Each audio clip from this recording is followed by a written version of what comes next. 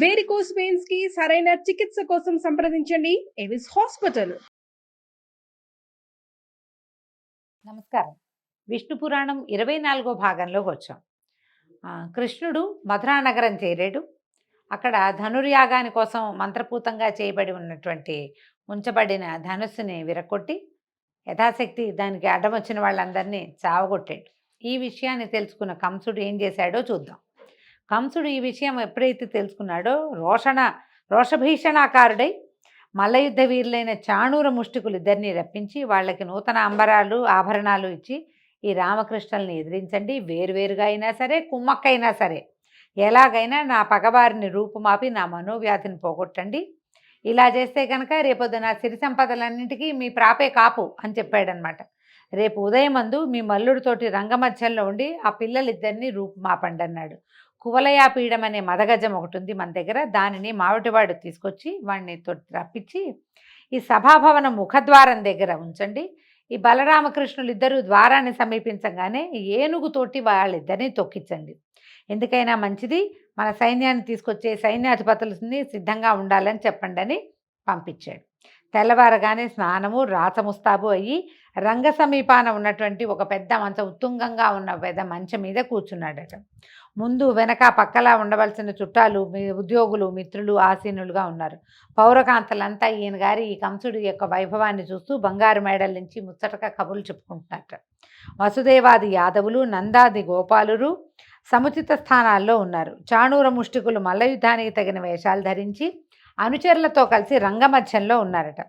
కువలయాపీడంతో మావటివాడు వాకిట్లో సిద్ధంగా ఉన్నాడు. ముఖద్వారం దగ్గర చతురంగ బలం నలుదిక్కులా మోహరించి ఉంది. ఆ దశలో కంసుని అనుమతితోటి రామకృష్ణులు వచ్చారు. వెంట వాళ్ళ వెనకాల పడి కొంతమంది గోపబాలకులు కూడా వచ్చారట. కృష్ణునితోటి చాణూరుడు, రామునితోటి ముష్టికుడు యుద్ధానికి సిద్ధంగా ఉన్నారు, ముష్టి యుద్ధం చేయడానికి. అక్కడున్న పెద్దలు ఇంత చిన్నపిల్లలతోటి బలిష్ఠులు, వయసుకు పెద్దవాళ్ళు అయినటువంటి చాణూరు ముష్టికులు యుద్ధం చేయటువంటి చూస్తే పిల్లలు 12-13 సంవత్సరాల పసిపిల్లల్లాగా ఉన్నారు. అంటే ఒళ్ళు మండిపోయింది. పసిపిల్లలు ఏమిటి, వీడు ఇంతమంది రాక్షసుల్ని చంపాడు, ఎంతమందినో చంపిన వాడిని పసివాడని అనడానికి వీల్లేదు. సరే ఏమైంది, ఈ గుమ్మంలోకి ముఖద్వారంలోంచి రామకృష్ణులు ఇద్దరు లోపలికి ప్రవేశించబోతుంటే మావటి వాటి ఏం చేసేట, కువలయాపీఠం అనే ఆ ఏనుగుని, అది కొంత మదమెక్కి ఉన్నది, దాన్ని ఉత్తేజపరిచాడు, కోపం తెప్పించాడు. దానికి కోపం తెప్పించేసరికల్లా అది ఎదురుకుండా ఉన్న వాళ్ళ మీద పట్టిన వెనక్కి తిరిగి కోపం తెప్పించిన వాడి జోలికి వెళ్ళదు, అది ముందున్న వాళ్ళ మీదకి వెళ్తుందనమాట. వాళ్ళిద్దరి మీదకి ఒక దూకిందట. దూకేసరికల్లా ఈ పైనున్న మావటి వాడిని లాగేశాడట కిందకి, బలరాముడు పైనుంచి కిందకి ఒక ఎగిరి. కృష్ణుడు ఏం చేశాడు, పిడిగుద్దులతోటి కువలయాపీఠాన్ని వంచేశాడు. సంహరించారు మావటి వాడిని, సంహరించి కువలయాపీఠాన్ని కూడా సంహరించి దాని ఆ ఏనుగు యొక్క 2 దంతాలని చెరో పక్క నుంచి లాగి భుజాల మీద వేసుకొచ్చారట. ఇద్దరు కాలదండధరులుగా వచ్చారు. ఎట్లా ఉందంటే ఈ కాలదండధరులు యముడే ఇలా 2 స్వరూపాల్లో వస్తున్నాడు అనిపించిందట. ఆ దండాలతోటి లోపలికి వస్తుంటే కృష్ణుడు చాణూరుడు బాహుయుద్ధానికి తలపడ్డారు. ఇద్దరికి చాలాసేపు పట్టువిడుపుతోటి భీకరంగా పోరు సాగింది. చివరికి కృష్ణుడు విజృంభించి చాణూరుని పాదాలు పిడికిట బిగించి 100 మార్లు పైనుంచి మహావేగంతో తిప్పగా వాడి నోట్లోంచి, ముక్కులోంచి, చెవుల్లోంచి నెత్తురు కారిపోయిందట. శరీరం చీలి విరిగిన అది ఒక వస్తువులాగా, వస్తువు విరిగితే ఎట్లా పడుతుందో అట్లా పడిపోయిందట, ప్రాణాలు హరించేసింది. అదేవిధంగా బలభద్రుడు ముష్టికునితోటి పట్లు పట్టి అతన్ని శవాన్ని చేసి విసిరేశాడు. ఈ వైపరీత్యం తన కళ్ళ ముందే జరగటం కంసుడికి రోషం పెరిగిపోయింది. ఒళ్ళు మండిపోతాను చూస్తూ ఉంటే. ఎవరో ఒకళ్ళు యుద్ధం చేస్తుంటే మిగిలిన వాళ్ళ బయట నుంచిన వాళ్ళు కూడా ఒక కొట్టు, లాగు, పెట్టు, చెయ్యి, ఇంకోసారి అలాగే అలా అరుస్తూ ఉంటారు. ఎప్పుడు ఇది వాళ్ళిద్దరి పట్ల, ఇద్దరి మీద యుద్ధాన్ని ఎంకరేజ్ చేసే ఉద్దేశం ఉంటే, ఇక్కడ యుద్ధం కాదు, ఎట్లాగైనా వీళ్ళని సంహరించాలన్న ఆలోచనే ఉంది అతనికి. సంహారం పోయి వాళ్ళని ఏమీ చేయలేక వాడికి చిన్న దెబ్బలు కూడా తగలటం లేదు, సంహారం ఏమో వీళ్ళ పాలబడింది. ఈ వైపరీత్యం చూసేసరికల్లా కోపం పట్టలేక దేవకి వసుదేవుల్ని చెరసాల్లో బంధించండి, నా తండ్రి ఉగ్రసేనుడి తల తెగ నరకండి, యదువృష్టి కాంభోజ అంధకారులను వాళ్ళందరినీ కొర్రుళ్ళు నాటి బాధించండి, నందాదులను గొల్లలను చితకొట్టి వాళ్ళ ఆలమందలను ఆస్తిపాస్తుల్ని కొల్లగట్టండి అని ఆజ్ఞలు జారీ చేసి నేను ఈ పిల్లలు బలరామకృష్ణుల పని పెడతానని వాద్యాలు వాయించద్దని చతురంగ బలాన్ని రమ్మని ఆజ్ఞాపించగా ఆజ్ఞాపించాడు, అరిచి కేకలు పెడుతున్నాడు అనమాట. ఇప్పుడు ఇద్దరు గెలవంగానే వెంటనే వాద్యఘోష వినపడుతుంది, గెలిచారు గెలిచారు శభాష్ అని. ఈ శభాష్లు వద్దంటున్నాడు అనమాట. ఈ చతురంగ బలాల్ని కూడా వచ్చేసేయమన్నాడు రంగం మీదకి అనేసరికల్లా కృష్ణుడు ఏం చేశాడట, ఒక్క ఎగురెగిరి ఏ మంచం మీద అయితే కంసుడు ఉన్నాడో అక్కడికి ఒక ఎగిరి పైకి వెళ్ళాడట. ఎగిరి కిరీటాన్ని పడగొట్టి తలను వక్షానికి అదిమి ఒక్క తాపులో కిందకి దోసి కుప్పిగంతులు వేసి వీపు మీద తన్నాడు. ఇంకా చెప్పేదేముంది, వాడి ప్రాణవాయువు వాయువులో కలిసిపోయింది. కంసవధ ఇట్లా విచిత్రంగా ఏ ఆయుధంతో కాకుండా ఒట్టి తలపోటు పిడికిటి పోట్లతోటే అతని హరించుకుపోయింది. పువ్వుల వాన కురిసిందట ఆకాశం నుంచి, దేవదుందుభులు మోగాయి, గంధర్వులు మనోహరంగా పాటలు పాడారు పైనుంచి. బలరాముడు కంసుడు తమ్ముడిని కూడా అలాగే చాళ్ళు చేతులు కూడగట్టి మీదకెక్కి గిరగిరా తిప్పి కిందకి పడగొట్టాడు. ఆ దెబ్బతో వాడి ప్రాణాలు కూడా అన్న ప్రాణాల్లాగానే అంతరించుకుపోయాయి. ఈ సంఘటన చూస్తున్న యాదవులు నందాదులు పరమానందులయ్యారు. తర్వాత బలరామకృష్ణుడు దేవకీ వసుదేవుల వద్దకు వెళ్ళి పాదాభివందనాలు చేయగా మహానందంతో వాళ్ళ కుమారులని కౌగిలించుకున్నారు. మీరు దేవతలకు కూడా అసాధ్యాలైన పనులు చేస్తున్నారు. మా అదృష్టవశాత్తు కొడుకులుగా పుట్టిన ఆ వాసుదేవుడే మీరు. మీ మాయకు లోబడి మేము గుర్తించలేకుండా ఉన్నాము. మా ఎందున్న మాయను పోగొట్టి భక్తితో మా జీవితాలను పెనవేసి మా ఎందున్న అపరాధాలను బాపి రక్షించమని భగవత్ ప్రార్థన చేస్తున్నట్టుగా కుమారులని ప్రార్థించారట. అప్పుడు కృష్ణుడు, అలా అనకండి, మేము మీ పిల్లలం, ఆదరాభిమానాలతో మీరు మమ్మల్ని పెంచుకోవాలి అని చెప్పి తన మాయ చేత వారి వివేకాన్ని తెరగప్పి అక్కడ ఉన్నటువంటి బంధుమిత్రాదులందరినీ చూసి సముచిత రీతితోటి మాట్లాడారు. బాబాయి మామయ్య అందరినీ కుశలం కనుక్కున్నారనమాట. కంసుని అంతఃపుర కాంతలు వచ్చి ఈ భర్త కళేబరం మీద పడి తలా వక్షం గుండెలు బాదుకుంటూ ఏడవడం ప్రారంభించగా కృష్ణుడు వాళ్ళ దగ్గరికి వెళ్ళి వాళ్ళ దుఃఖాన్ని పోగొట్టి మాటలతో ఓదార్చి పంపించాడు. ఒకప్పటి యయాతి పలికిన శాపం వల్ల యాదవులకు రాజ్యాధికారం చెల్లదన్నది స్మరించి అలాంటి కాంక్ష లేనివాడై వెళ్ళి చెరసాలలో బద్దుడై ఉన్న ఉగ్రసేనుని విడిపించి తీసుకొచ్చి కంసునకు పారలౌకిక క్రియలు వారి చేత చేయించి రాజుగా పట్టాభిషేకం చేయించి అక్కడికి వచ్చిన రాజులందరినీ పరికించి చూసి ఇట్లా అన్నాడట, ఈ క్షణం నుంచి యాదవులు మిగిలిన వారు నేను మా అన్న నీకు అనుకూలంగా ప్రవర్తిస్తూ ఉంటాం. ఏలాంటి నెదురు బెదురు లేక పరిపాలన సాగిస్తూ ఉండని ఉగ్రసేనుడికి ధైర్యం కలిగించి వాయువుని ఆహ్వానించాడట. ఇంద్రుడి వద్దకు వెళ్ళి నేను ఇమ్మన్నానని చెప్పి సుధర్మను అడిగి తీసుకురా అని అడగంగానే వాయుదేవుడట అమరావతికి వెళ్ళి సుధర్మని తీసుకొచ్చాడు. సుధర్మ అంటే దేవసభట. సుధర్మని తీసుకొచ్చాడట. ఉగ్రసేనుడు ఆ సభ మధ్య పీఠాన కూర్చుని ఈ సుధర్మ అనే దేవసభని భూలోకానికి మన ద్వారకా అనకూడదు మధురా నగరానికి తీసుకొస్తే ఇక్కడ ఈ ఉగ్రసేనుడు ఆ సుధర్మలో కూర్చునే పాలన చేసేవాడట. ఈ విధంగా కృష్ణలీల చెప్పగా విన్నటువంటి మైత్రేయుడు మహాత్మా శ్రీకృష్ణుని బాల్యలీలలు విని పరమానంద భరితుడయ్యాను. ఆ అవతార పురుషుని తర్వాతి వృత్తాంతము అలాగే బలభద్రుని చరిత్ర కూడా వర్ణించి వివరంగా చెప్పమని మైత్రేయుడు అడిగేసరికల్లా పరాశర మహర్షి ఇట్లా చెప్తున్నారు. ఇలా ఉగ్రసేనుని యాదవరాజుగా పట్టాభిషిక్తుని చేసి అతని చేత నానా యజ్ఞాలు ఎన్నో రకాల యజ్ఞాలు చేయించి అన్నదమ్ములిద్దరూ విద్యార్థులై అవంతిపురానికి వెళ్ళి వేదశాస్త్ర పారంగతుడైన సాందీపుడు అని కూడా అంటారు, ఆయనకి శిష్యులయ్యారట. తర్వాత కొంచెం పెద్దవాళ్ళు అయ్యాక మామూలుగా 8వ ఏటే గురువాశ్రమాలకు వెళ్ళిపోతారు. కానీ వీళ్ళు 12-13 సంవత్సరాలు వచ్చేదాకా ఇక్కడే ఉన్నారు. అప్పుడు పంపించారు చదువుకి. పంపించేసరికల్లా అక్కడికి వెళ్ళి 64 విద్యలు 64 దినాలలో నేర్చుకున్నారట. గురువు అబ్బురపాటుతో చూసేట, అయ్యో ఏమిటిది భగవద్విలాసం, ఎట్లా వచ్చింది వీళ్ళకి అని. ఈ శిష్యులు ఏమన్నారట, గురుదేవా మేము మీకోసం ఏం చెయ్యాలి, మీకేం కావాలో చెప్పండి, అదే మేము మీకు సమర్పించే గురుదక్షిణ అని అడిగేసరికల్లా అప్పుడు ఈయన ఏం చెప్పాడట, ఈ సముద్రం పక్కనే ప్రభాసం అనే తీర్థం ఉంది. ప్రభాస తీర్థం అహ్మదాబాద్కి దగ్గరలో ఉంటుంది, గుజరాత్లో ఉంది. అక్కడ దానిలో నా కొడుకు చిన్న వయసు వాడు పడి మరణించాడు, వారిని బతికించి తీసుకురండి అని అడిగాడట. అప్పుడు ఈ బలరామకృష్ణులు ఇద్దరు అస్త్రశస్త్రాలు ధరించి సముద్రం దగ్గరికి వెళ్ళగా సముద్రుడు భయపడి ఘోషించాట, పెద్ద మోత వచ్చిందట సముద్రంలోంచి. అప్పుడు పంచజనుడు అనే రాక్షసుడు శంఖరూపుడితోటి ఆ బ్రాహ్మణ బాలుని చంపాడు అని శబ్దం అనమాట ఆ ఘోషలోంచి.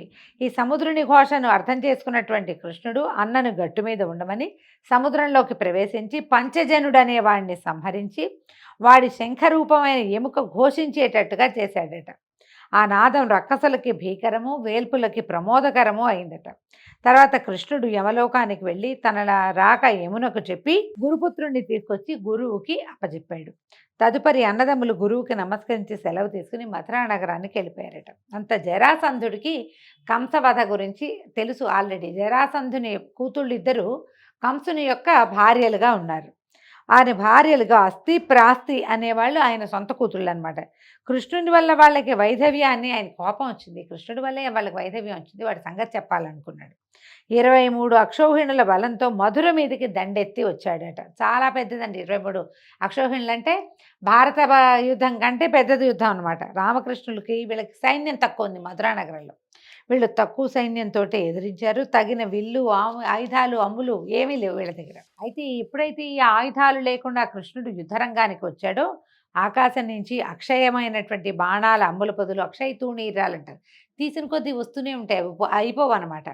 శార్ంగమలే విల్లు, కౌమోదకి అనే గద కృష్ణుడి ముందు, తర్వాత బలిష్టమైన ముసలం అంటే రోకలి, హలం అంటే నాగలి, ఈ రెండు బలరాముని ముందు పడ్డాయి. వాటిని ధరించి ఇద్దరు ఈయనేమో ఇది భుజాన్ని వేసుకుని, రోకల్ని ఒక భుజాన్ని వేసుకుని, ముసలాన్ని రెండో చేత్తో పుచ్చుకుని బలరాముడు ఈ విల్లు తర్వాత అక్షయ తూణీరాలు భుజానికి తగిలించుకుని ఇంకో చేత్తో గదని పట్టుకుని కృష్ణుడు యుద్ధానికి వెళ్ళారట. విపరీతంగా ధరించారు, దారుణంగా రణం సాగించారు. జరాసంధుడు ముందు వెనక చూడక రణరంగాన్ని విడిచి పారిపోయేటట్టుగా చేశాడు. ఈ విధంగా బలరాముడు 18 సార్లు మధురా నగరం మీద దండెత్తారు. ప్రతిసారి రామకృష్ణులతోటి చావు దెబ్బలు తినే పారిపోయారు. తర్వాత నారదుడు ప్రేరేపించగా కాలయవనుడనే యవన ప్రభు మధుర మీదకి దండెత్తి రావడాన్ని తెలుసుకుని ఈ కృష్ణుడు ఏమనుకున్నాడట ఆలోచించి, ఎవరికీ ప్రవేశ శక్యం కానట్టుగా ఒక నగరాన్ని కల్పించాలని సంకల్పించాడు. ఒక నగరాన్ని ఏర్పాటు చేసుకోవాలని. అది ఎక్కడ చేయాలనుకున్నాడు? సముద్రంలో చేయాలనుకున్నాడు. 100 యోజనాల వైశాల్యము, ప్రాకారము, అగడ్తలు, చక్కని పూతోటలు, కోనేళ్లు, లెక్కకు మిక్కిలిగా సుందర మందిరాలు కలిగినటువంటి నగరాన్ని ఏర్పరిచి సముద్రంలో దానికి ద్వారక అని పేరు పెట్టాడు. మధురలో ఉన్న వారందరినీ అక్కడికి పంపించి చతురంగ బలాలతో బలభద్రునే సంరక్షకుడుగా నియమించాడు. కాలయవనుడు గొప్ప సేనతో మధుర మీదకి దండెత్తొచ్చాడు. కృష్ణుడు బాగా ఆలోచించాడు ఎట్లా వీడిని చంపటం అని. అయితే ఏ ఆయుధము లేక రిక్తహస్తాలతోటి కాలయవనుని వద్దకు వెళ్ళి తన పేరు చెప్పి, నేను పరిగెత్తుకుంటూ పోతూనే ఉంటాను, చేతనైతే వెంట తగిలి పట్టుకొని పరిగెత్తాడట. పెట్టేసరికల్లా ఈ యవన రాజు పరిగెత్తుకుంటూ ఆయన వెనకాల వెళ్ళాడు. వెళ్ళేసరికి వెళ్ళగా ఒక కొండ గుహలోకి ప్రవేశించాడట కృష్ణమూర్తి. ఈ కాలయవనుడు కూడా అదే గుహలోకి ప్రవేశించాడు. ఆ గుహలో ఒక విశాలమైన వేదిక, దానిపై ముసుగు వేసుకుని పడుకున్నాడు ముచికుందుడనే ఒక రాజుగారు. ఆయన కొంతకాలం క్రితం దేవదానవులకి మధ్యలో జరిగిన యుద్ధంలో దేవతల పక్షాన ఉండి రాక్షసుల్ని చంపి దేవతల వల్ల 2 వరాలు పొందాడట. ఏమిటి? నాకు యుద్ధశ్రమ తీరే వరకు చాలా కాలం, యుగాలైనా సరే నిద్రపోవటం, నిద్రలో ఉండగా వచ్చి బలాత్కారంగా లేపిన వాళ్ళు ఎవరైతే వాళ్ళు తన దృష్టికి దొరికితే వాడు కాలిపోవాలి, వాడు సర్వనాశనం అయిపోవాలి, నన్ను నిద్ర లేపకూడదు. ఎవడు నా కంటి చూపుకి దొరుకుతాడో వాడి బూడిదయ్యేట్టుగా దేవతల దగ్గర నుంచి వరం పొందాడు. వరం పొందితే ఈయన ఏం చేశాడు? కృష్ణుడు ఆ గుహలలోకి పరిగెడుతూ ముచికుందుడి గృహలోకి ప్రవేశించి అదృశ్యమైపోయాడు. ఈ నిద్రలో ఉన్న ముచికుందుడి గుహలోకే ఆయన ఎక్కడైతే పడుకున్నాడో అక్కడికి కాలయవనుడు పరిగెత్తుకొచ్చి ఈ పడుకుని ఉన్నటువంటి పొడుగాటి స్వరూపము, పచ్చని బట్ట, తల కింద చేయి పెట్టుకుని పడుకున్న స్వరూపాన్ని చూశారు కదా, కృష్ణుడే పడుకున్నాడని నమ్మి ఏం చేశాడంటే కాలయవనుడు ఒక కాలుతో ముచుకుందుని ఒక తన్ను తన్నాడు. తనంగానే ఆయన మెలకు వచ్చి కళ్ళు తెరిచి చూసేసరికల్లా ఆ చూపులోంచి వచ్చిన కోపాగ్ని జ్వాల తగిలి యవనరాజైన కాలయవనుడు నిలువుతా కాలి బూడిదైపోయాడట. చాటుగా ఉన్న కృష్ణుడు ముచుకుందుడి దగ్గరకు వచ్చాడు. అప్పుడు ఎవరు నువ్వు అని రాజుగారు ప్రశ్నిస్తే, వసుదేవుననే యాదవుని కొడుకుని నన్ను కృష్ణుడు అంటారు అనగానే పరిగెత్తుకుంటూ లేచి వచ్చాడట ముచుకుందుడు.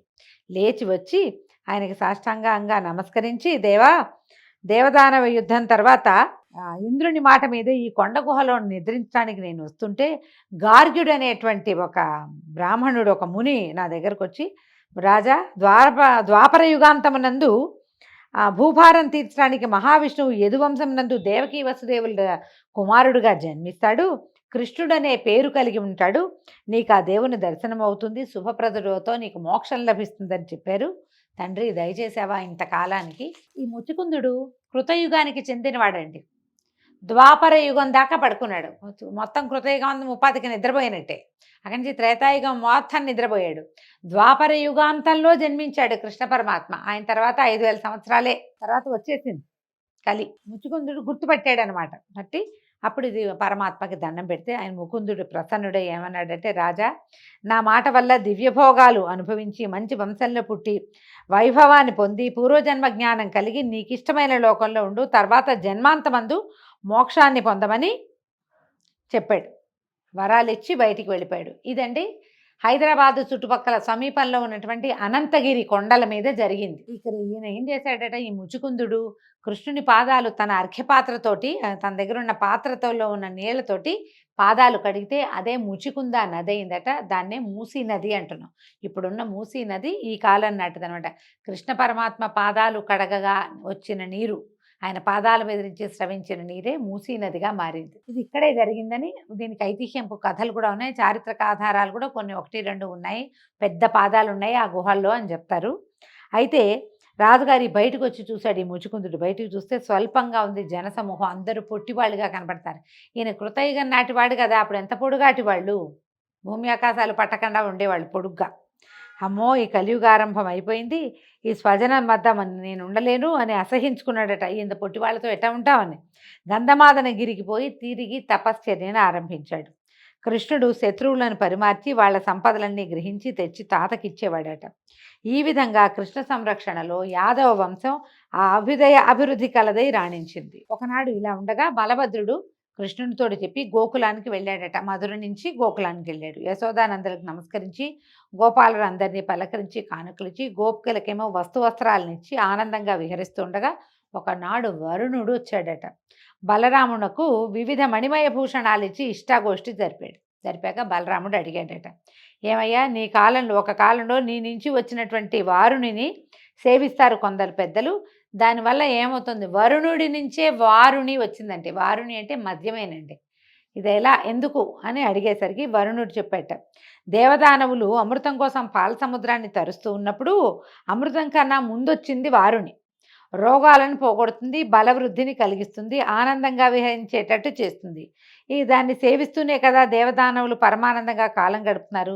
సూర్యుని సేవించని వాళ్ళది ఒక బతుక, నువ్వు కూడా నేటి నుంచి సురాపానం చేస్తూ ఉండు అని చెప్పి ఈ వరుణుడు ఏం చేశాట, వారుని కలశాన్ని బృందావనంలో ఉన్నటువంటి ఒక చెట్టు తొర్రలో స్థాపించి వెళ్ళిపోయాడట. అయితే ఈ కలశంలోంచి వచ్చేటువంటి మద్యం యొక్క గంధము ఆ ప్రాంతానికి ఒక ప్రత్యేకమైన శోభను తెచ్చినట్టు, ఏదో గుమగుమలాడుతూ ఉంటుంది. మద్యం గుమగుమలాడుతా అంటే నాకు తెలియదండి, దీంట్లో పురాణంలోనే అట్లా చెప్పబడింది. ఇప్పటి మద్యం ఈ కాలంలో ఉండేవి వేరు, ఆ కాలంది వేరే అయ్యి ఉంటుంది బహుశా. ఒకనాడు బలరాముడు తన వారితో ఆ ప్రాంతానికి తిరగడానికి రాగా ఆ మద్యం యొక్క గంధము నేను ఆకర్షించింది. ఏదో మంచి వాసన వస్తుంది, ఎక్కడ వస్తుంది ఈ వాసన అని వెతికితే ఈయనకి వేప చెట్టు త్వరలో కనపడినటువంటి వారుణి కలశాము కనపడిందట.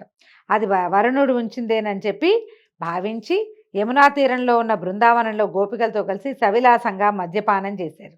కొందరు గోపికలు కూడా మద్యపానం చేసి వింత పలుకులతోటి విలాసాలతోటి విర్రవీగుతున్నట్టుగా నటించడం ప్రారంభించారు. అయితే ఒక వినోదం కలిగిస్తుంది మద్యపానం. ఏముంది, తాగేసరికల్లా ఒక మత్తు వస్తుంది, ఒళ్ళు ఊగిపోతూ ఉంటుంది, కళ్ళు తిరుగుతూ ఉంటే ఏదో సంతోషం కలుగుతూ ఉంటుంది.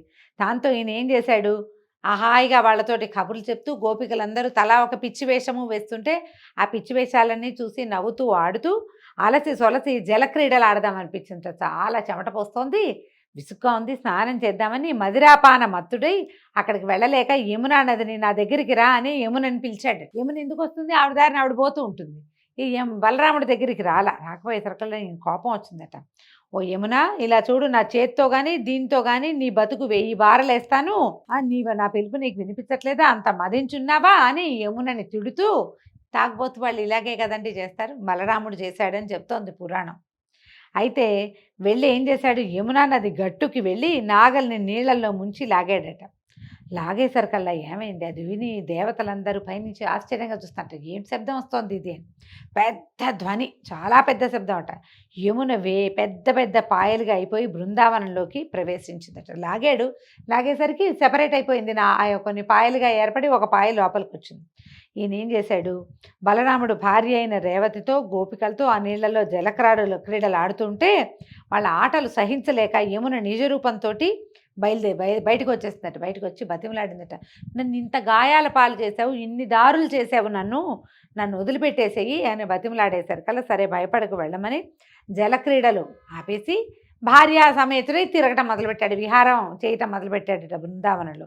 అలా వినోదంగా ఉండగా అప్పుడు వరుణుడు ఏం చేశాట, నల్ల కలువల వన్నెలో ఉన్న తలపాగా, కనకరత్న కుండరాలు, నీలాంబరము, తెల్లని పట్టుగొడుగు ఇచ్చి వెళ్ళాడట. అప్పుడు ఏం చేశాడు, చాలా రోజులు ఈ 2-3 నెలల పాటు బృందావనంలోనే సంతోషంగా గడిపి తర్వాత కృష్ణ సందర్శనం కోసం హలాన్ని భుజం మీద వేసుకుని ద్వారకా నగరం వెళ్ళాడట. అయితే ఆ కాలంలో విదర్భ దేశాధీశుడు కుండినపురంలో నివసిస్తున్నవాడు భీష్మకుడనే రాజు. అతనికి పెద్ద కొడుకు రుక్మి, ఒకే ఒక్క కూతురు రుక్మిణి. అయితే ఆమె రూపురేఖా విలాసాలకు ముమ్మరించి ఎందరో రాజకుమారులు మాకని అడిగేవాళ్ళట, ఆమె చాలా సౌందర్యవతి అని. అయితే ఎవరో ఒకళ్ళకి తీరలా, ఇంకా ఎవరి కోరిక తీరలేదు. శ్రీకృష్ణునే వరించాలని రుక్మిణి యొక్క నిశ్చయము. రుక్మిణిని పరిగ్రహించాలని కృష్ణుడు సంకల్పం చేశాడు కూడా. కానీ ఆమె పెద్దన్న అయినటువంటి రుక్మి శిశుపాలుడికి ఇవ్వాలనే పట్టుదలగా ఉంది. చేదిరాజు అయినటువంటి శిశుపాలుడు రుక్మికి స్నేహితుడు. మళ్ళీ శిశుపాలుడు ఎవరో కాదు, శ్రీకృష్ణుడికి 3వ మేనత్త కొడుకు. అతనికి ఈ అమ్మాయిని ఇవ్వాలని భావించారు. రుక్మి మన శిశుపాలుడిని పిలిచారు కూడా, పెళ్లికి తరలి రమ్మని పిలిచారట. ఈ జరాసంధుడితోటి ఇతోధికంగా స్నేహంలో ఉన్నటువంటి శిశుపాలుడు అందరినీ, తన స్నేహితులందరినీ తీసుకుని కుండినపురానికి వచ్చాడట. స్వయంవర వార్త విన్నటువంటి కృష్ణుడు, బలభద్రుడు మొదలైన అన్నదమ్ములతో ఇంకా ఉన్నారు ఆయనకి, సాత్యకి వాళ్ళు తమ్ముళ్ళు, వాళ్ళందరినీ తీసుకుని తగిన బలగంతో బయలుదేరి కుండినపురానికి వచ్చి కొంచెం దూరంగా అందరినీ పెట్టాడట. మనకేం కథ వింటామంటే భాగవతంలో రుక్మిణీదేవి నుంచి ఒక ఉత్తరం వచ్చిందని వింటాము. అలా కాకుండా స్వయంవర ప్రకటన వినే వీళ్ళు వచ్చారని చెప్తోంది పురాణంలో, ఇట్లా చెప్పబడుతోంది. ఆచారం ప్రకారము రుక్మిణి బ్రాహ్మణ సుమంగళులతోటి దాసీజనంతో ఊరు వెలుపల ఉన్నటువంటి దుర్గాలయానికి వచ్చి ఆరాధన చేసి రాజమార్గానికి రాగా కృష్ణుడు ఆమెను చూసి పరిగ్రహించి రథం ఎక్కించుకున్నాడట. ఆ వార్త తెలిసినటువంటి ఆమె అన్న శిశుపాలాదులతోటి కలిసి కృష్ణుడితో యుద్ధానికి సిద్ధపడ్డాడు. జరాసంధుడు, దంతభక్తుడు, సాళ్వుడు, శిశుపాలుడు మొదలైన వారు మబ్బులు భాస్కరుని ఎదిరించినట్టుగా శ్రీకృష్ణుడిని ఎదిరించాడు. మబ్బులు సూర్యుడిని ఏం ఆపగలవండి, ఊరికే ఒక క్షణం ఆచ్ఛాదన వస్తుంది, తర్వాత సూర్యుడు బయటకు వచ్చేస్తాడు. అట్లా కృష్ణుడి మీదకి వెళ్ళారు. తర్వాత బలరాముడు, సాత్యకి, కృతవర్మ మొదలైన యాదవ సింహాలు విజృంభించి జరాసంధాదుల చతురంగ బలాలను తుకుతుకుగా చిత్తకొట్టారు. ఆ దెబ్బతో జరాసంధుడు తిరిగి పారిపోవాల్సి వచ్చింది. శిశుపాలుడు కూడా చేసేది లేక తన ఊరు తాను వెళ్ళిపోయాడు సిగ్గుబడి. కానీ రుక్మి వదిలిపెట్టలేదట. కృష్ణుడి సంహరిస్తే గాని నగరంలోకి వెళ్ళనని ప్రతిజ్ఞ పలికి ఎదిరించాడట. అప్పుడు కృష్ణుడే తలపడి వాని సైన్యానికి ధైర్యం కలిగించి రుక్మిని గట్టిగా పట్టుకుని, బావా ఊరికే హాస్యం సుమాని తల అక్కడక్కడ గొరిగి వదిలిపెట్టించాడు. పిడిబాకు లాంటిది, పచ్చల పిడిబాకు ఉంది ఆయనకి. ఆ బాకును తీసి దాంతో తల అక్కడక్కడ బొరియలుగా కట్ చేసి వదిలిపెట్టాడు. తర్వాత విజయలక్ష్మితో సహా రుక్మిణిని తీసుకొచ్చి ద్వారకలో సలక్షణంగా వివాహం చేసుకున్నాడు. అయితే ఈ వివాహానికే రాక్షస వివాహం అని పేరండి. వధువుని బలాత్కారంగా తీసుకురావటం అనేది ఆ రోజుల్లో విధానంగానే ఉండింది. కృష్ణ పరమాత్మ ఆమెను వివాహం చేసుకున్నాడు. కొంతకాలానికి ఆ దంపతులకు మన్మథాంశంతో ఒక కుమారుడు, అచ్చంగా మన్మధుడిలాగా కనపడేటువంటి ప్రద్యుమ్నుడు అనే నామధేయంతో ఒక కుమారుడు కలిగాడు. అయితే ఈ పిల్లవాడు పుట్టిన 6వ రోజున శంబరాసురుడు అనే రాక్షసుడు పురిటింట్లోకి వచ్చి పసిబిడ్డని ఎత్తుకుపోయి సముద్రంలో పడేశాడట. కృష్ణుని కుమారుడి వల్ల నీకు మరణము అని ఆ శంబరుడికి ఒక అశరీరవాణి చెప్పింది. అందుకని ఏం చేశాడు, ఆ పని జరగకూడదని చంటి పిల్లవాడినే తీసుకొచ్చి సముద్రంలో పారేశాడు. ఆ శిశువుని ఒక చేప మింగిందట. మింగేసరికల్లా ఏమైంది, ఆ మింగిన చేపని ఒక జాలరివాడు పట్టి శంబరాసురుడి కూతురికే తీసుకుపోయి ఇచ్చాడు ఆ చేపని. ఆ చేపను తరిగేసరికల్లా దానికి దాపుగా ఉన్న లోపలున్న శిశువుని చూసి ఆశ్చర్యపోతుంటే నారదుడు వచ్చి అనేసరికి వచ్చి చెప్పాడు, ఏమని, లలన ఈ పిల్లవాడు శ్రీకృష్ణుని కుమారుడు, జాగ్రత్తగా పెంచు అని చెప్పేసరికల్లా ఆవిడ అలాగేనని పిల్లాన్ని పెద్ద చేసింది. అయితే కాగా శంబరునికే ఈ విషయం తెలిసేసరికల్లా పిల్లాడు కొంచెం పెద్దవాడయ్యాడు ప్రద్యుమ్నుడు. అప్పుడు యుద్ధానికి వచ్చాడట. శంబరాసురుడు తెలుసుకున్నాడు కృష్ణుడి కుమారుడు తమ నగరంలోనే పెరుగుతున్నాడని తెలుసుకుని లక్షితుడుగా ఉంటాడు అబ్బాయి. అతనితో యుద్ధం చేసేసరికల్లా శంబరాసురుని చీల్చి చెండాడేశాడట ప్రద్యుమ్నుడు. అప్పటి వరకు సంరక్షణ చేస్తున్నటువంటి మహిళ మాయావతి ఈ ప్రద్యుమ్నుడిని తీసుకొచ్చి ఇక్కడికి వదిలిపెట్టాడు. ప్రద్యుమ్న తీసుకొచ్చి ఇక్కడ వదిలిపెట్టింది. ద్వారకా నగరంలో తీసుకొచ్చి అంతఃపురంలోకి తీసుకొచ్చిందట. తీసుకొస్తే అక్కడ వచ్చిన వాళ్ళంతా ఆశ్చర్యపోయారట. అంతఃపురంలో ఉన్న ఆడవాళ్ళంతా అంత అందమైన ఆ కుర్రవాడిని చూసి మాయావతిని చూస్తూ ఎవరు వీళ్ళని ఆశ్చర్యపోతుంటే రుక్మిణి వచ్చి ఆవిడ చూసిందట. అయ్యో ఎవరి కుర్రవాడు ఆనాడు శివుడి కంటిమంటకి మరణించిన మన్మధుడిలాగా పుట్టాడా? ఏ తల్లికి అన్నది ఇంత నవమన్మధుడైన కొడుకుని, నా కొడుకు బతుకుంటే ఈ వయసులోనే ఉంటాడు కదా అని ఆవిడ కుమారుడిని చూస్తూ కళ్ళనీళ్ళు పెట్టుకుంటుంది. పిల్లాడు ముద్దుగా ఉన్నాడు, నా కుమారుడు కూడా ఇటగే ఉండేవాడు అనుకుంది. కొడుకుని గుర్తుపట్టలే ఆవిడ. అంతలో నారదుడు లోపలికి వచ్చి, అమ్మ పుట్టిన 6వ నాటి రాత్రి శంబరుడనే రాక్షసుడు ఎత్తుకుపోయిన నీ కొడుకే ఈ యువకుడు అని ప్రద్యుమ్నుని యొక్క వృత్తాంతాన్ని చెప్పాడు. శ్రీకృష్ణుడు దేవుడు, ఆయనేమో ఆదిదేవుడు విష్ణువు, నీవేమో లక్ష్మీదేవి, ఈ యువకుడు సాక్షాత్తు మన్మధుడు, ఈ యువతి రతి, ఈవిడే రతీదేవి, ఇది మీ చరిత్ర, మీ మహిమను ఎవరూ తెలుసుకోలేరని చెప్పి వెళ్ళిపోయాడు. తర్వాత ఎవరి వల్ల అయితే పెంచబడ్డాడో ప్రద్యుమ్నుడు, ఆమె మాయావతినే వివాహం చేసుకున్నాడు. దీంతో ఈరోజు విష్ణు పురాణపు గాథలు పరిసమాప్తం అండి. రేపు ఉదయం మళ్ళీ తర్వాత గాథలో కలుసుకుందాము. నమస్కారం.